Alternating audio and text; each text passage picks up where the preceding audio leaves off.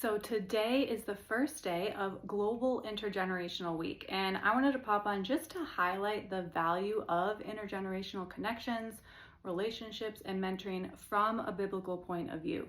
I think that mentoring is not just a good idea, it is very much a God idea, part of his order and structure and design, the way he intended things to be in order to help his people flourish. And we see examples of this all throughout scripture.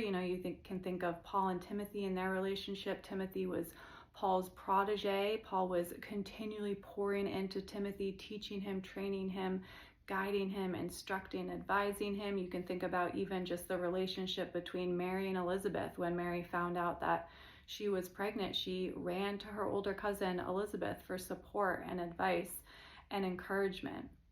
And so the framework of this sort of dynamic of relationships between the generations is really laid out for us in Titus 2, when Paul talks about how the older men are to be, and then moves into talking about how the older women are to really teach and train the younger woman in the ways of the Lord.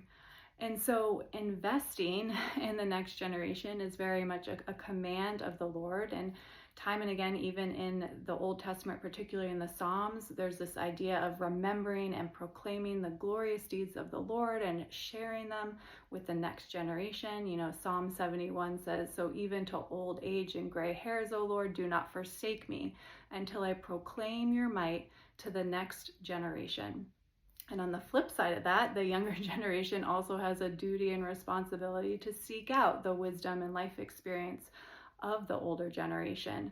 Deuteronomy 32:7 talks about remembering the days of old and asking their elders to share what they have learned.